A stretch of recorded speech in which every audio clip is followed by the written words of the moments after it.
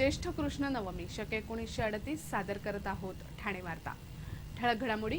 महापालिकेच्या आगामी निवडणुकीत राष्ट्रवादी काँग्रेस पूर्ण ताकदीने उतरणार, आनंद परांजपे। राज्यस्तरीय सब ज्युनियर बॅडमिंटन स्पर्धेत रोहन थुलला सुवर्ण आणि रौप्य पदक आणि ठाण्याच्या काही भागाचा पाणीपुरवठा 60 तास बंद। या आणि इतर घडामोडी विस्तृतपणे पण काही क्षणातच। ठाणे वार्ता पहा श्रीस्थानक वाहिनीवर। आता सकाळी 9:15 पासून रात्री 9:15 पर्यंत ठाणे वार्ता, ठाण्यातील पहिलं दृकश्राव्य माध्यम। श्रीस्थानक वाहिनी ठाण्याची स्वतःची वाहिनी। ठाण्यातील घडामोडी, कार्यक्रम, वादविवाद, अगदी गाणी, नाटक याचा आनंद घर बसल्या पहा श्रीस्थानक वाहिनी। आपल्या ठाण्याचं हक्काचं व्यासपीठ श्रीस्थानक वाहिनी। ठाणे वार्ता आता संकेतस्थळावर देखील ठाणेवार्ता.com वर क्लिक करा आणि ठाण्याच्या घडामोडी जाणून घ्या। ठाण्यातील पहिलं ऑनलाईन माध्यम ठाणेवार्ता.com। नमस्कार मंडळी, दर रविवारी पाहायला विसरू नका। नमस्कार मंडळी, आपल्या प्रश्नांचं थेट उत्तर। ठाणे वार्ता पहा श्रीस्थानक वाहिनीवर। आता सकाळी 9:15 पासून रात्री 9:15 पर्यंत ठाणे वार्ता, ठाण्यातील पहिलं दृकश्राव्य माध्यम। खारेगाव येथील मलनिस्सारण केंद्राच्या गैरव्यवहाराची लाचलुचपत प्रतिबंधक विभागाकडे तक्रार केली जाणार असल्याची माहिती राष्ट्रवादी काँग्रेसचे ठाणे शहर अध्यक्ष आनंद परांजपे यांनी आज दिली। ठाणे शहर अध्यक्षपदी नियुक्ती झाल्यानंतर पत्रकारांशी संवाद साधताना त्यांनी आपली रणनीती स्पष्ट केली। महापालिकेच्या आगामी निवडणुकांमध्ये राष्ट्रवादी काँग्रेस पूर्ण ताकदीनिशी उतरेल असंही परांजपे यांनी यावेळी बोलताना सांगितलं। ठाणे महापालिकेतील शिवसेना भारतीय जनता पक्ष युतीच्या काळातील भ्रष्टाचार आणि अनेक कामांमधील अनियमितता आगामी काळात उघड केली जाईल असं त्यांनी सांगितलं। महापालिकेच्या BSUP, जवाहरलाल नेहरू नागरी पुनरुत्थान अभियान अशा विविध योजनांमध्ये अनियमितता असून त्या विरोधात लाचलुचपत प्रतिबंधक विभागाकडे तक्रार केली जाणार आहे। खारेगाव येथील मलनिस्सारण प्रकल्पावरून वाद निर्माण झाला आहे। निवासी संकुलांमध्ये वाहनतळासाठी आरक्षण असलेल्या जागेत महापालिका मलनिस्सारण प्रकल्प उभारत असून त्याला नागरिकांचा विरोध आहे। या प्रकल्पासाठी केंद्र शासनाकडून 50% अनुदान मिळणार होतं, पण हा प्रकल्प पूर्णत्वास न गेल्यास केंद्राचं 35 कोटींचं अनुदान परत गेल्याची टीका आनंद परांजपे यांनी यावेळी केली। लोकांना बेघर करून विकास साधला जात नाही असं सांगून विकासाला मानवी चेहरा असावा अशी आमची भूमिका असून चुकीच्या कारवाईला विरोध केला जाईल असा इशाराही आनंद परांजपे यांनी यावेळी दिला। कळव्यातील शिवसेना शाखेच्या उभारणीला त्यांनी यावेळी विरोध केला। ठाण्यात संततधार सुरूच असून या पावसात पहिला बळी गेला। मुंब्रा रेतीबंदर भागात घराची भिंत कोसळून वृद्ध रहिवासी ठार झाल्याची घटना सोमवारी पहाटेच्या सुमारास घडली। इस्माईल कांबळे असं मृत व्यक्तीचं नाव असून तो घरात एकटाच वास्तव्य करत होता। दरम्यान पावसात पडझड सुरूच असून पुन्हा काही ठिकाणी नाल्याच्या भिंती आणि वृक्ष कोसळल्याच्या घटना घडल्या आहेत। मुंब्रा रेतीबंदर इथे 4 ते 5 घरांची 50 वर्षापूर्वीची विष्णू नामदेव पाटील चाळ आहे। बांधकाम धोकादायक झाल्यानं चाळ मालकानं येथील घरं रिकामी केली होती, मात्र राहण्यासाठी दुसरा पर्याय नसल्यानं कांबळे या घरामध्ये राहत होते। गेले 4 ते 5 दिवस कोसळणाऱ्या संततधार पावसामुळे या घराची भिंत कमकुवत झाल्यानं कोसळली। यात कांबळे ढिगाऱ्याखाली गाडले गेले। घटनेची माहिती मिळताच स्थानिक नगरसेवक बालाजी काकडे यांनी आपत्कालीन विभागाला ही माहिती कळवली। त्यानुसार आपत्कालीन कक्षाचे प्रमुख संतोष कदम यांच्या पथकानं ढिगारा उपसून कांबळे यांचा मृतदेह बाहेर काढला। त्यांच्याकडील परिवहनच्या पासवरून त्यांची ओळख पटवण्यात आल्याची माहिती कदम यांनी दिली। मुंब्र्यातील यादव भगत चाळीच्या एका घराच्या जिन्याचा काही भाग आणि ज्ञानेश्वर नगरमध्ये नाल्याची भिंत कोसळली।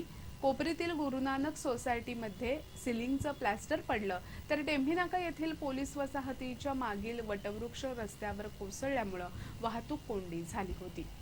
संध्याकाळी पावसानं काहीशी उसंत घेतली होती, तरीही दिवसभरात 52 मिलीमीटर पावसाची नोंद झाली। कल्याण दुहेरी हत्याकांडातील आरोपी तरुणासह त्याच्या पित्याला गुन्हे शाखेनं थेट बिहारमधून गजाआड केलंय। कल्याण पूर्वेकडील खडेगोळवली परिसरातील गावदेवी मंदिराजवळ दुधकर निवास इथे राहणाऱ्या लीलाबाई दुधकर आणि कमल दुधकर या दोन वयोवृद्ध नणंद भावजयींची 17 जूनच्या रात्री निर्घृणपणे हत्या करण्यात आली होती. वृद्ध महिलांच्या दुहेरी हत्याकांडानं कल्याणमध्ये खळबळ उडाली होती. या प्रकरणी कोळसेवाडी पोलिसात गुन्हा दाखल झाला होता. नंदकिशोर प्रसाद आणि त्यांचे पिता मनोज प्रसाद उर्फ दुधानाथ साव या दोघांना पोलिसांनी अटक केली असून न्यायालयानं त्यांना 8 दिवसांची पोलीस कोठडी दिली आहे. मृत वृद्ध महिला नात्यानं नणंद भावजे असून त्यांचा वडिलोपार्जित मालमत्तेत 3री इयत्ता शिकलेला आरोपी नंदकिशोर हा भाडेकरू होता. लुटीच्या उद्देशानं त्यानं या हत्या केल्याचं निष्पन्न झाल्यानंतर पोलिसांनी त्याच्या बिहारमधील घरातून तब्बल 3.5 लाखांचा मुद्देमाल हस्तगत करण्यात यश मिळवलं. पोलिसांनी बँकेचे अधिकारी बनून आरोपीच्या बिहारमधील घराचा शोध घेत त्याच्या वडिलांना ताब्यात घेतलं. याची कुणकुण लागताच नंदकिशोर यानं विषप्राशन करून आत्महत्येचा प्रयत्न केल्याची माहिती अप्पर पोलीस आयुक्त मकरंद रानडे यांनी पत्रकार परिषदेत दिली. मुलानं केलेल्या गुन्ह्याप्रकरणी पित्यालाही पोलिसांनी गजाआड केलंय. ठाणे वार्ता पहा श्रीस्थानक वाहिनीवर. आता सकाळी 9:15 पासून रात्री 9:15 पर्यंत ठाणे वार्ता, ठाण्यातील पहिलं दृकश्राव्य माध्यम. आपला परिसर स्वच्छ आणि सुंदर ठेवण्यासाठी ठाणे महापालिकेत सहकार्य करा. ओला सुका कचरा वेगवेगळा जमा करा आणि रोगराईपासून मुक्तता मिळवा. ठाणे वार्ता आता संकेतस्थळावर देखील ठाणेवार्ता.com वर क्लिक करा आणि ठाण्याच्या घडामोडी जाणून घ्या. ठाण्यातील पहिलं ऑनलाईन माध्यम ठाणेवार्ता.com.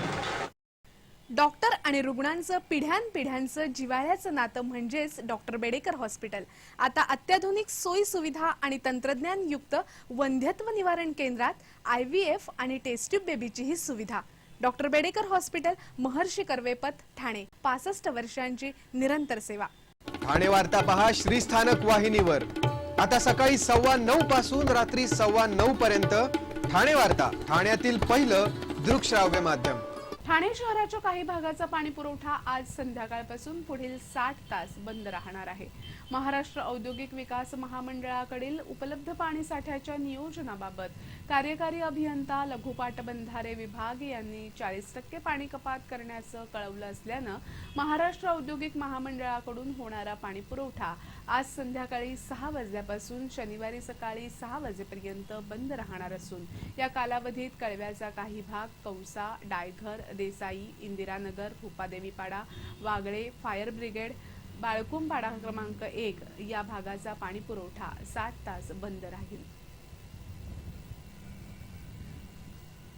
महापालिका कार्यक्षेत्रात अस्तित्वात असलेल्या उड्डाण पुलाखालील मोकळ्या जागेत महापालिकेच्या माध्यमातून नागरिकांना सोयी सुविधा उपलब्ध करून देण्यात येत असून सुशोभीकरणाचं काम हाती घेण्यात आलं असल्याची माहिती महापौर संजय मोरे यांनी दिली. महापालिका कार्यक्षेत्रात वाहतूक कोंडी सोडवण्याच्या दृष्टिकोनातून उड्डाण पुलांची निर्मिती करण्यात आली आहे. मध्यंतरीच्या काळात पुलाखालील मोकळ्या जागेत पार्किंग सुविधा उपलब्ध करून देण्यात आली होती. मात्र यामुळे अनेक गैरसोयींना नागरिकांना सामोरं जावं लागत होतं. यासाठी शहराच्या सौंदर्यीकरणामध्ये भर पडावी या दृष्टीनं महापालिकेच्या माध्यमातून उड्डाण पुलाखालील मोकळ्या जागेत जॉगिंग ट्रॅक, ओपन जिम, विरंगुळा केंद्र, लहान मुलांसाठी खेळणी, ज्येष्ठ नागरिक कट्टा, खुले वाचनालय आदी विविध सोयी सुविधांसह सुशोभीकरणाचं काम सुरू करण्यात आलं आहे.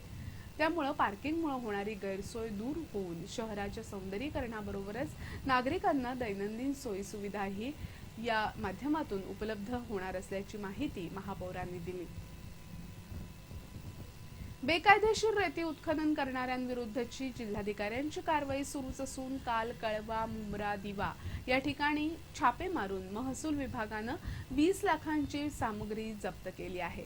गेल्या काही दिवसांपासून जिल्हाधिकारी महेंद्र कल्याणकर यांनी अवैध रेती उत्खननाविरोधात कारवाई सुरू केली आहे. भाईंदर इथे बेकायदेशीर रेती उपसा सुरू असल्याचं समजताच जिल्हाधिकाऱ्यांनी या ठिकाणी पथक पाठवून कारवाई केली. या परिसरातून 10 लाख रुपये किमतीचे 2 सक्शन पंप, 9 लाख रुपयांची बार जप्त करून नष्ट करण्यात आली. त्याचप्रमाणे 9 गाड्या पकडून त्यांच्याकडून 1.5 लाख रुपयांचा दंड वसूल करण्यात आला. उपवन येथील स्मशानभूमीची कामं तातडीनं मार्गी लावावीत असे आदेश महापौर संजय मोरे यांनी प्रशासनाला दिले आहेत. वर्तकनगर प्रभाग समिती अंतर्गत उपवन इथे असलेल्या स्मशानभूमीचं नूतनीकरण करण्यात आलं आहे.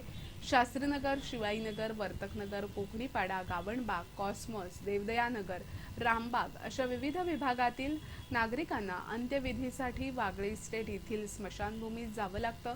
त्यामुळे उपवन येथील रामबाग स्मशानभूमी नागरिकांसाठी सोयीस्कर असून या ठिकाणी तातडीनं लाकडाची वखार, नागरिकांसाठी बसण्याची व्यवस्था, पाण्याची व्यवस्था आणि बंद असलेली कूपनलिका दुरुस्त करणं अशी कामं पूर्ण करण्याचे आदेश महापौरांनी दिले आहेत. ठाणे महापालिकेच्या सय्यद मोदी बॅडमिंटन प्रशिक्षण योजनेतील रोहन थूल यानं राज्यस्तरीय सब ज्युनियर बॅडमिंटन अजिंक्यपद स्पर्धेत सुवर्ण आणि रौप्य पदक पटकावलं आहे. मुलुंडमध्ये झालेल्या या स्पर्धेत 26 जिल्ह्यांमधून 750 खेळाडू सहभागी झाले होते. रोहन थूल यानं अंतिम फेरीत नागपूरच्या सुधांशु भुरेचा पराभव करत अजिंक्यपदावर आपलं नाव कोरलं. मुलांच्या दुहेरीमध्ये राहुल गाणेच्या साथीनं त्यानं विजेतेपद पटकावलं. रोहन थूल आणि राहुल गाणे हे दोघंही सय्यद मोदी बॅडमिंटन प्रशिक्षण योजनेतील प्रशिक्षणार्थी आहेत.